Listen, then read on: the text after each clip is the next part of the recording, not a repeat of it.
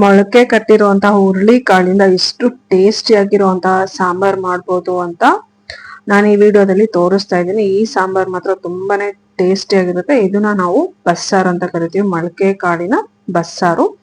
ಹಾಗೆ local language ಅಲ್ಲಿ ಹೇಳ್ಬೇಕಂದ್ರೆ ಉತ್ಕ ಅಂತ ಕೂಡ ಕರೀತಾರೆ.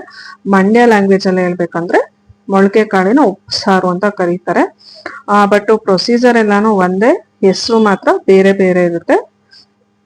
ಹಾಗೆ ಈ ಮೊಳಕೆ ಕಾಳಿಂದ ಇಷ್ಟು ಟೇಸ್ಟಿ ಆಗಿರೋ ಸಾಂಬಾರ್ ಮಾಡಿ ಯಾವ ತರ ಮಾಡೋದು ಅಂತ ನೀವು ತಿಳ್ಕೊಬೇಕಂದ್ರೆ ಈ ವಿಡಿಯೋನ ಫಸ್ಟ್ ಇಂದ ಕೊನೆವರೆಗೂ ನೋಡ್ಬೇಕಾಗುತ್ತೆ. ಫಸ್ಟ್ ಇಂದ ಕೊನೆವರೆಗೂ ನೋಡಿದ್ರೆ, ಸ್ಕಿಪ್ ಮಾಡದೆ ನೋಡಿದ್ರೆ ಮಾತ್ರ ನಿಮ್ಗೆ ಈ ಸಾಂಬಾರ್ ಯಾವ ತರ ಮಾಡ್ಬೋದು, ಏನೇನ್ ಇಂಗ್ರೀಡಿಯೆಂಟ್ಸ್ ಯೂಸ್ ಮಾಡ್ತಾ ಇದೀವಿ, ಯಾವ ತರ ಮಾಡೋದು ಅಂತ ಹೇಳ್ಬಿಟ್ಟು ನಾನು ಕ್ಲಿಯರ್ ಆಗಿ ಈ ವಿಡಿಯೋದಲ್ಲಿ ತೋರಿಸಿದೀನಿ.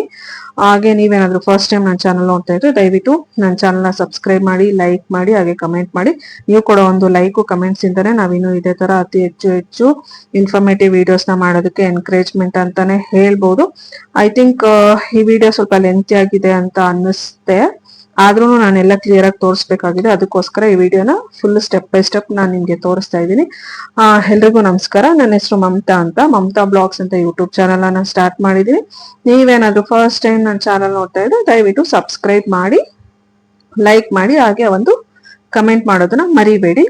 ಸೊ ನಾನಿಲ್ಲಿ ನಿಮಗೆ ತೋರಿಸ್ತಾ ಇರುವಂತಹ ಸಾಂಬಾರ್ ಯಾವ್ದಪ್ಪ ಅಂತಂದ್ರೆ, ನಮ್ಮ ಸೈಡು ಮೊಳಕೆ ಹುರುಳಿ ಕಾಳಿನ ಬಸ್ಸಾರು ಅಂತ ಕರೀತಾರೆ. ಇದು ಮೊಳಕೆ ಹುರುಳಿ ಕಾಳು ಇಷ್ಟು ಚೆನ್ನಾಗಿ ಮೊಳಕೆ ಬರ್ಬೇಕು ಅಂದ್ರೆ ನಮ್ಗೆ ಇದು 2 days ತಗೊಳುತ್ತೆ. ಯಾಕಂದ್ರೆ ಒಂದು ಓವರ್ ನೈಟ್ ಅಂದ್ರೆ 8 hours ನಾವು ಹುರುಳಿ ಕಾಳು ಏನಿರುತ್ತಲ್ವಾ ಅದನ್ನ ನೆನ್ಸಿಡ್ಬೇಕು.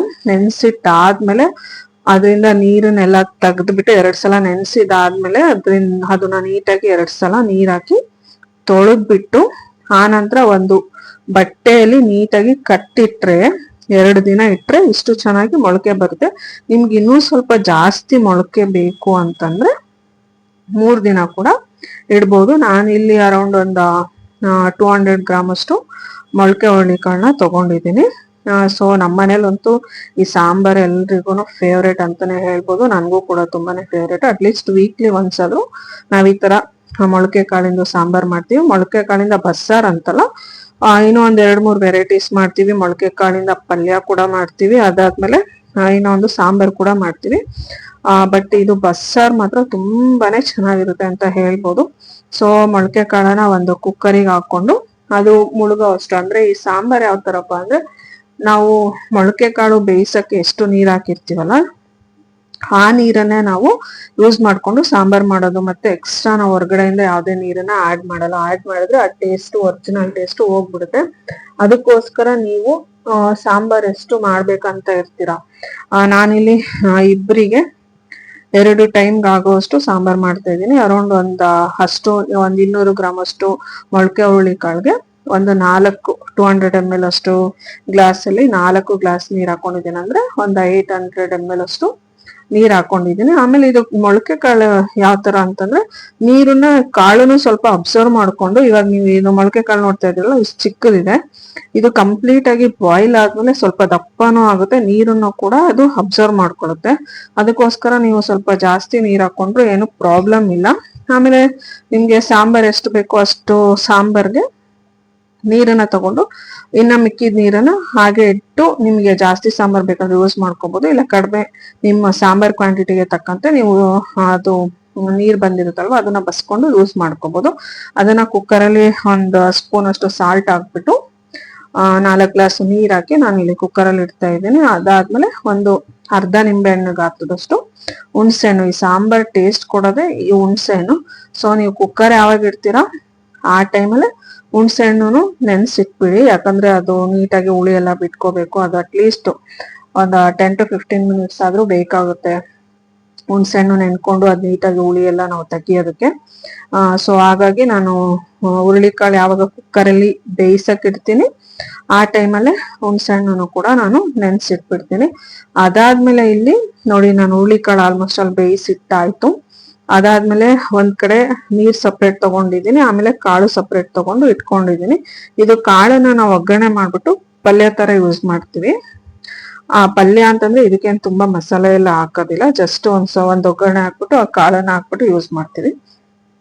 ಅದಾದ್ಮೇಲೆ ಇಷ್ಟು ನಾನು ಹಾಕಿದ್ದು ನೀರು 800 ml ಎಷ್ಟು ಕ್ವಾಂಟಿಟಿ ಕಟ್ಟು ಬಂದಿದೆ. ಸೊ ಅಷ್ಟು ಕಟ್ಟನ್ನ ಇಟ್ಕೊಂಡಿದ್ದೀನಿ. ಆಮೇಲೆ ನೆನೆಸಿರುವಂತಹ ಹುಣಸೆ ಹಣ್ಣು, ಆಮೇಲೆ ನಾನಿಲ್ಲಿ ಒಣ ಕೊಬ್ಬರಿ ಯೂಸ್ ಮಾಡ್ತಾ ಇದ್ದೀನಿ. ಯಾಕಂತಂದ್ರೆ ನಮ್ಗೆ ಸ್ವಲ್ಪ ಲಾಸ್ಟ್ ವೀಕಲ್ಲೆಲ್ಲ ಕಾಫ್ ಎಲ್ಲ ಆಗಿತ್ತು, ಹಾಗಾಗಿ ನಾವು ತೆಂಗಿನಕಾಯಿನ ಸ್ವಲ್ಪ ಯೂಸ್ ಮಾಡೋದು ಕಂಟ್ರೋಲ್ ಕಡಿಮೆ ಮಾಡಿದೀವಿ. ಅದಕ್ಕೋಸ್ಕರ ನಾನಿಲ್ಲಿ ಒಣ ಕೊಬ್ಬರಿ ಯೂಸ್ ಮಾಡ್ತಾ ಇದ್ದೀನಿ. ನೀವೇನಾದ್ರೂ ತೆಂಗಿನಕಾಯಿ ಯೂಸ್ ಮಾಡ್ತಾ ಇದ್ದೀರಾ ಅಂದ್ರೆ ಮಾಡ್ಕೋಬಹುದು. ತೆಂಗಿನಕಾಯಿ ಹಾಕಿದ್ರೆ ಇನ್ನೂ ಒಳ್ಳೆ ಟೇಸ್ಟ್ ಬರುತ್ತೆ. ಅದಾದ್ಮೇಲೆ ಒಂದು 3 ಸ್ಪೂನ್ ಅಷ್ಟು ಕೊತ್ತಂಬರಿ ಕಾಳು ಮತ್ತೆ ಜೀರಿಗೆ. ಇವಾಗ ಏನ್ ತೋರಿಸ್ತಾ ಇದ್ದೀನಿ ಇದು ಬಂದು ಸಾಂಬಾರ್ಗೆ ಇದನ್ನೆಲ್ಲ ಫ್ರೈ ಮಾಡಿ ಹಾಕ್ಬೇಕು. ಇದು ಮೆಣಸಿನ್ಕಾಯಿ ನಾನು ಒಂದು 5 ತಗೊಂಡಿದ್ದೀನಿ. ಯಾಕಂತಂದ್ರೆ ಈ ಮೆಣಸಿನ್ಕಾಯಿ ಸ್ವಲ್ಪ ಖಾರ ಇದೆ, ನಮ್ಮ ಮನೇಲಿ ಖಾರ ತಿನ್ನೋದು ಕಡಿಮೆ. ನಾನಿಲ್ಲಿ ಮೆಣಸಿನ್ಕಾಯಿ ಯೂಸ್ ಮಾಡ್ತಾ ಇದ್ದೀನಿ. ಅಂದ್ರೆ ನಮ್ಮ ಮನೇಲಿ ಅಡ್ಗೆಗೆಲ್ಲ ಆಲ್ಮೋಸ್ಟ್ ಆಲ್ ಒಣ ಮೆಣಸಿನ್ಕಾಯಿನ ನಾವು ಯೂಸ್ ಮಾಡ್ತೀವಿ. ನೀವೇನಾದ್ರೂ ಹಸಿ ಮೆಣಸಿನ್ಕಾಯಿ ಯೂಸ್ ಮಾಡ್ತಾ ಇದ್ದೀರಾ ಅಂದ್ರೆ ಹಸಿ ಮೆಣಸಿನ್ಕಾಯಿ ಹಾಕೋಬಹುದು.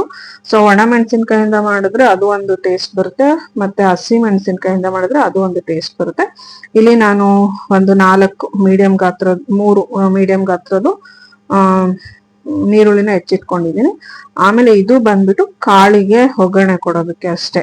ಅದೇನು ಹುಳಿ ಕಾಳು ತೆಗ್ದು ಸಪ್ರೇಟ್ ಇಟ್ಕೊಂಡಿದೀವಲ್ಲ ಅದಕ್ಕೆ ಒಗ್ಗರಣೆ ಕೊಡ್ಲಿಕ್ಕೆ 1-2 ಮೆಣಸಿನ್ಕಾಯಿ ಮತ್ತೆ 2 ಮೀಡಿಯಂ ಗಾತ್ರದ್ದು ಈರುಳ್ಳಿ ಹೆಚ್ಚಿಟ್ಕೊಂಡಿದ್ದೀನಿ. ಆಮೇಲೆ ಸ್ವಲ್ಪ ಕರ್ಬೇವಿನ ಸೊಪ್ಪು ಮತ್ತೆ ಕೊತ್ತಂಬರಿ ಸೊಪ್ಪು ನಾನು ಇಲ್ಲಿ ಯೂಸ್ ಮಾಡ್ತಾ ಇಲ್ಲ. ಯಾಕಂತಂದ್ರೆ ನಾನು ಇಲ್ಲಿ ಕೊತ್ತಂಬರಿ ಕಾಳನ್ನ ಯೂಸ್ ಮಾಡ್ತಾ ಇರೋದ್ರಿಂದ ಕೊತ್ತಂಬರಿ ಸೊಪ್ಪನ್ನ ಸ್ಕಿಪ್ ಮಾಡ್ತಾ ಇದ್ದೀನಿ. ಯಾಕಂದ್ರೆ 2 ಹಾಕಿದ್ರೆ ಅದು ಟೇಸ್ಟ್ ಒಂಥರ ತುಂಬಾ ಅದ್ರ ಸ್ಮೆಲ್ಲೇನೆ ಬರುತ್ತೆ. ಅದಕ್ಕೋಸ್ಕರ ನಾನು ಕೊತ್ತಂಬರಿ ಕಾಳು ಹಾಕಿದ್ರೆ ಇದನ್ನ ಸ್ಕಿಪ್ ಮಾಡ್ತೀನಿ. ಇಲ್ಲಿ ಹುರ್ಕೊಳ್ಳೋದಕ್ಕೆ ಫಸ್ಟಿಗೆ ಡ್ರೈ ಏನಿರುತ್ತೆ ಅದೆಲ್ಲ ಹುರ್ಕೋಬೇಕು. 3 ಸ್ಪೂನ್ ಅಷ್ಟು ಕೊತ್ತಂಬರಿ ಕಾಳು ಮತ್ತೆ 2 ಸ್ಪೂನ್ ಅಷ್ಟು ಜೀರಿಗೆ, ಅದನ್ನ ಫಸ್ಟ್ ಹುರ್ಕೊಂಡು ಅದಾದ್ಮೇಲೆ ಮೆಣಸಿನ್ಕಾಯಿನ ಹುರ್ಕೊಂಡು ಇದನ್ನ ಸಪ್ರೇಟ್ ಆಗಿ ಡ್ರೈ ಪೌಡರ್ ಮಾಡ್ಕೋಬೇಕು. ನಾವ್ ಇದನ್ನ ಈರುಳ್ಳಿ ಜೊತೆ ಎಲ್ಲ ಹಾಕಿದ್ರೆ ಅದು ನೀಟಾಗಿ ಗ್ರೈಂಡ್ ಆಗೋದಿಲ್ಲ. ಅದಕ್ಕೋಸ್ಕರ ಇದನ್ನ ಜಾರಿಗೆ ಟ್ರಾನ್ಸ್ಫರ್ ಮಾಡಿ ಅದು ಸ್ವಲ್ಪ ತಣ್ಣಗಾಗೋವರೆಗೂ ನೀರುಳ್ಳಿ ಅದನ್ನೆಲ್ಲ ಹುರ್ಕೋಬೇಕು. ಸೊ ನಾನಿಲ್ಲಿ ಬೆಳ್ಳುಳ್ಳಿ ತೋರ್ಸೋದು ಮರ್ತೋಗ್ಬಿಟ್ಟಿದೆ. ಸೊ ಇಲ್ಲಿ ಬೆಳ್ಳುಳ್ಳಿ ಮತ್ತೆ ಜೀರಿಗೆ ಹುಣಸೆ ಹಣ್ಣನ್ನ ಈ ಸಾಂಬಾರ್ಗೆ ಒಳ್ಳೆ ಟೇಸ್ಟ್ ಕೊಡುತ್ತೆ. ಇದೊಂದು ದಪ್ಪ ಗಾತ್ರದ್ದು ಬೆಳ್ಳುಳ್ಳಿ, ಒಂದು 10-12 ಬೆಳ್ಳುಳ್ಳಿನ ನಾನು ಇಲ್ಲಿ ತಗೊಂಡಿದ್ದೀನಿ. ಅದಾದ್ಮೇಲೆ ಒಂದು 4 ಮೀಡಿಯಂ ಗಾತ್ರದ್ದು ನೀರುಳ್ಳಿ ಏನಿತ್ತಲ್ವಾ ಅದನ್ನ ಹಾಕ್ಬಿಟ್ಟು ಸ್ಟಾರ್ಟಿಂಗ್ ಸ್ವಲ್ಪ ಹಾಗೆ ಹುರ್ಕೋಬೇಕು. ಯಾಕಂತಂದ್ರೆ ಅದ್ರಲ್ಲಿರುವಂತಹ ಹಸಿ ಅಂಶ ಎಲ್ಲ ಹೋಗ್ಬೇಕು. ಅದಾದ್ಮೇಲೆ ನಾವಿಲ್ಲಿ ಸ್ವಲ್ಪ 2 ಸ್ಪೂನ್ ಅಷ್ಟು ಆಯಿಲ್ ನ ಮಿಕ್ಸ್ ಮಾಡ್ಕೊಳ್ತಾ ಇದೀವಿ. ಆಮೇಲೆ ಇದು ನೀರುಳ್ಳಿನ ತುಂಬಾನೇ ಹುರ್ಕೋಬೇಕು, ಫುಲ್ ಬ್ಲ್ಯಾಕ್ ಆಗೋವರೆಗೂ ಹುರ್ಕೋಬೇಕಂತ ಏನಿಲ್ಲ. ಇಷ್ಟಾದ್ರೆ ಸಾಕು. ಇಷ್ಟು ಒಂದು 50-60% ಹುರ್ಕೊಂಡ್ರೆ ಸಾಕು. ಫುಲ್ ಬ್ಲ್ಯಾಕ್ ಆಗೋ ತರ ಹುರ್ಕೋಬೇಕಂತೇನಿಲ್ಲ. ಈ ಸಾಂಬಾರ್ ಟೇಸ್ಟ್ ಕೊಡೋದನ್ನ ನಾವ್ ಈ ತರ ಹುರ್ಕೊಂಡು ಯೂಸ್ ಮಾಡೋದ್ರಿಂದ. ಸೊ ಅದಾದ್ಮೇಲೆ ಸ್ವಲ್ಪ ಒಣ ಕೊಬ್ಬರಿ ಏನಿತ್ತಲ್ಲ ಅದನ್ನ 2 ಸ್ಪೂನ್ ಅಷ್ಟು ನಾನು ಇಲ್ಲಿ ಹುರ್ಕೊಂಡಿರೋದಕ್ಕೆ ಹಾಕಿ ಮತ್ತೆ ಸ್ವಲ್ಪ ಹುರಿತಾ ಇದ್ದೀನಿ.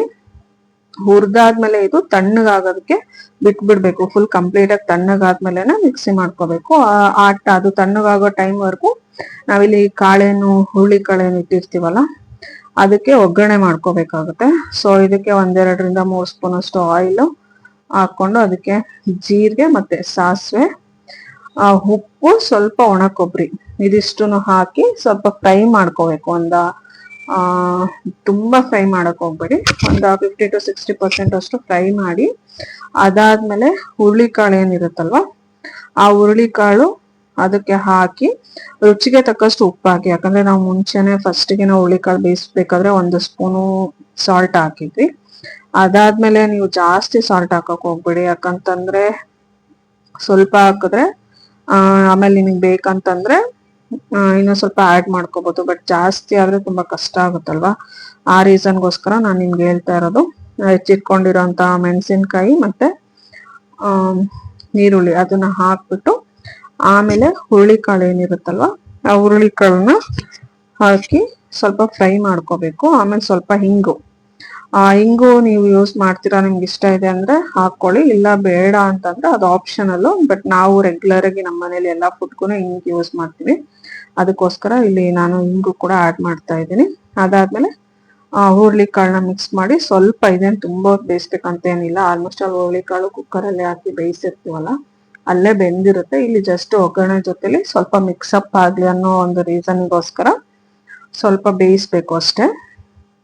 ಅದು ಬೇಯಿಸಿ ಆದ್ರೆ ಇದು ಕಾಳು ಫುಲ್ ರೆಡಿ ಆಯ್ತು.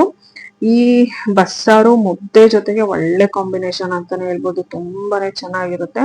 ನೋಡಿ ಇಲ್ಲಿ ನಾನು ಆವಾಗ್ಲೇ ತೋರ್ಸಿದ್ನಲ್ವಾ, ಕೊತ್ತಂಬರಿ ಮತ್ತೆ ಜೀರಿಗೆ ಎಲ್ಲ ಡ್ರೈ ಪೌಡರ್ ಮಾಡ್ಕೊಂಡಿದ್ದು, ಅದು ಫ್ರೈ ಮಾಡ್ಕೊಂಡಿದ್ದು, ಅದು ಪೌಡರ್ ಆಗಿದೆ. ಅದ್ರ ಜೊತೆಲಿ ನಾವೇನು ಇಲ್ಲಿ ಹುರ್ಕೊಂಡಿದ್ವಲ್ಲ ಈರುಳ್ಳಿ, ಬೆಳ್ಳುಳ್ಳಿ ಮತ್ತೆ ಕೊಬ್ಬರಿ, ಅದನ್ನ ನೀಟಾಗಿ ಮಿಕ್ಸಿ ಜಾರ್ಗೆ ಹಾಕ್ಬಿಟ್ಟು ತಣ್ಣಗಾದ್ಮೇಲೆ ಅದನ್ನ ಹಾಕಿ ಅದನ್ನ ರುಬ್ಬಿಟ್ಟು ನಾವೇನು ಇಲ್ಲಿ ಕಟ್ಟು ಇಟ್ಕೊಂಡಿದೀವಲ್ಲ ಹುಳಿಕಾಳಿಂದ ತೆಗ್ದಿರೋಂತಹ ನೀರು, ಅದಕ್ಕೆ ಇದನ್ನ ಆಡ್ ಮಾಡ್ಬೇಕು. ಬಟ್ ಈ ಸಾಂಬಾರು ನಾವು ಯಾವ ತರ ಯೂಸ್ ಮಾಡ್ತೀವಿ ಅಂದ್ರೆ, ಒಂದು ಫಸ್ಟ್ ಇವಾಗ ನಾವು ಯೂಶಲಿ ಮಧ್ಯಾಹ್ನ ಮಾಡ್ತೀವಿ, ಇಲ್ಲಾಂದ್ರೆ ಬೆಳಿಗ್ಗೆ ಮಾಡೋದು ತುಂಬಾ ಕಡಿಮೆ. ಮತ್ತೆ ಸಾಂಬಾರ್ ಗಟ್ಟಿ ಆಗೋದಕ್ಕೆ ಹುಳಿಕಾಳು ಏನಿರುತ್ತಲ್ಲ ಅದನ್ನ ಸ್ವಲ್ಪ ಹಾಕೋಬೇಕು. ಹಾಕೊಂಡ್ರೆ ಸಾಂಬಾರ್ ಗಟ್ಟಿನೂ ಆಗುತ್ತೆ, ಟೇಸ್ಟ್ ತುಂಬಾ ಚೆನ್ನಾಗಿ ಬರುತ್ತೆ. ನಿಮಗೆ ಸಾಂಬಾರ್ ತುಂಬಾ ಗಟ್ಟಿ ಆಗ್ಬೇಕಂದ್ರೆ ಸ್ವಲ್ಪ ಜಾಸ್ತಿನ ಹುಳಿಕಾಳು ಹಾಕೊಳ್ಳಿ. ನಾನು ಇಷ್ಟು ಮಾತ್ರ ಹಾಕೊಳ್ತಾ ಇದ್ದೇನೆ, ನಮ್ಗೆ ಸ್ವಲ್ಪ ನೀರ್ ತರ ಇದ್ರೆ ಚೆನ್ನಾಗಿರುತ್ತೆ, ರಸಂ ತರ ಇದ್ರೆ. ಸೊ ಅದಕ್ಕೋಸ್ಕರ ಅದಾದ್ಮೇಲೆ ಇದು ರುಬ್ಬಿರುವಂತಹ ಮಿಶ್ರಣ ಕಟ್ಟೆ ಏನಿರುತ್ತಲ್ವ ಅದಕ್ಕೆ ಸೇರಿಸ್ಕೊಂಡು, ಆನಂತರ ಉಪ್ಪು ನೀವು ಟೇಸ್ಟ್ ನೋಡಿ ಹಾಕೊಳ್ಳಿ. ಮುಂಚೆನೆ ಹಾಕಿರ್ತೀವಲ್ವಾ, ನಿಮ್ಗೆ ಉಪ್ಪು ಕಡಿಮೆ ತಿಂತಾ ಇದ್ದೀರಾ ಅಂದ್ರೆ ಎಷ್ಟಿರುತ್ತೋ ಅಷ್ಟೇ, ಇಲ್ಲ ಅಂದ್ರೆ ಉಪ್ಪು ಇಲ್ಲ ಇನ್ನೂ ಸ್ವಲ್ಪ ಬೇಕಂತಂದ್ರೆ ನೀವು ಆಡ್ ಮಾಡ್ಕೋಬಹುದು.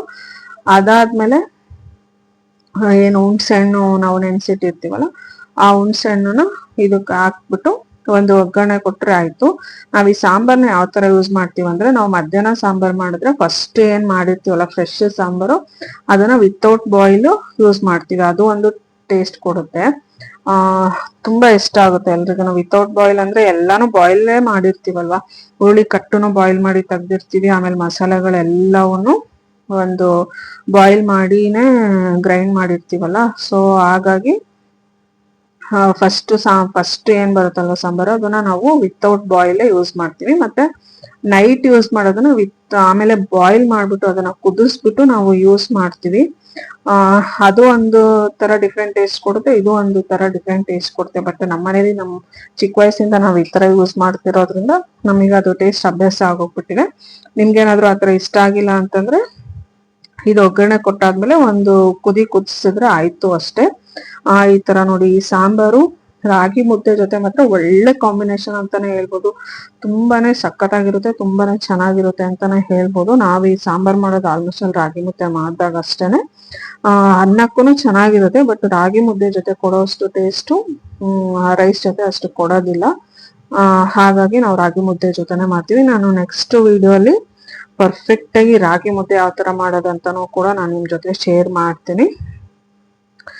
ಸೊ ಇದಾಗಿತ್ತು ಫ್ರೆಂಡ್ಸ್, ಹುರುಳಿಕಾಳ್ದು ಬಸ್ಸಾರು. ಇದನ್ನ ಮಂಡ್ಯ ಸೈಡ್ ಉಪ್ಸಾರು ಅಂತಾನೂ ಕೂಡ ಕರೀತಾರೆ. ಆಮೇಲೆ ನಾನು ಇಲ್ಲಿ ಮೆಣಸಿನ್ಕಾಯಿ ಕಡಿಮೆ ಯೂಸ್ ಮಾಡಿದ್ದೀನಿ, ಯಾಕಂದ್ರೆ ನಮ್ಮ ಮನೇಲಿ ಖಾರ ತುಂಬಾ ಕಡಿಮೆ ತಿಂತೀವಿ, ಅದಕ್ಕೋಸ್ಕರ. ನೀವೇನಾದ್ರೂ ಖಾರ ಜಾಸ್ತಿ ತಿಂತೀರಾ ಅಂದ್ರೆ ನೀವು ಮೆಣಸಿನ್ಕಾಯಿ ಕ್ವಾಂಟಿಟಿನ ಜಾಸ್ತಿ ಮಾಡ್ಕೋಬಹುದು. ಆಮೇಲೆ ನೀವು ನಿಮ್ ಕನ್ಸಿಸ್ಟೆನ್ಸಿಗೆ ಸ್ವಲ್ಪ ಇಂಗ್ರೀಡಿಯೆಂಟ್ಸ್ ಏನೇನಿರುತ್ತೆ, ನೀವು ಜಾಸ್ತಿ ಸಾಂಬಾರ್ ಮಾಡಿದ್ರೆ ಜಾಸ್ತಿ ಮಾಡ್ಕೊಳ್ಳಿ, ಕಡಿಮೆ ಸಾಂಬಾರ್ ಮಾಡಿದ್ರೆ ಕಡಿಮೆ ಮಾಡ್ಕೊಳ್ಳಿ. ನಾನು ಇಷ್ಟು ಇಬ್ಬರಿಗೆ 2 ಟೈಮ್ ಆಗೋಷ್ಟು ಸಾಂಬಾರ್ ಮಾಡಿದ್ದು, ಅದಕ್ಕೋಸ್ಕರ ಇಷ್ಟ ಇಂಗ್ರೀಡಿಯೆಂಟ್ಸ್ ಹಾಕ್ಬಿಟ್ಟು ನಾನಿಲ್ಲಿ ಸಾಂಬಾರ್ ಮಾಡಿದ್ದೀನಿ. ಐ ಹೋಪ್ ನಿಮ್ಮೆಲ್ರಿಗೂ ಈ ವಿಡಿಯೋ ಇಷ್ಟ ಆಗಿರುತ್ತೆ ಅಂತ ನಾನು ಭಾವಿಸ್ತಾ ಇದ್ದೀನಿ. ನೀವೇನಾದ್ರೂ ಫಸ್ಟ್ ಟೈಮ್ ನನ್ನ ಚಾನಲ್ ನೋಡ್ತಾ ಇದ್ರೆ ದಯವಿಟ್ಟು ಸಬ್ಸ್ಕ್ರೈಬ್ ಮಾಡಿ. Thanks for watching. See you in the next blog.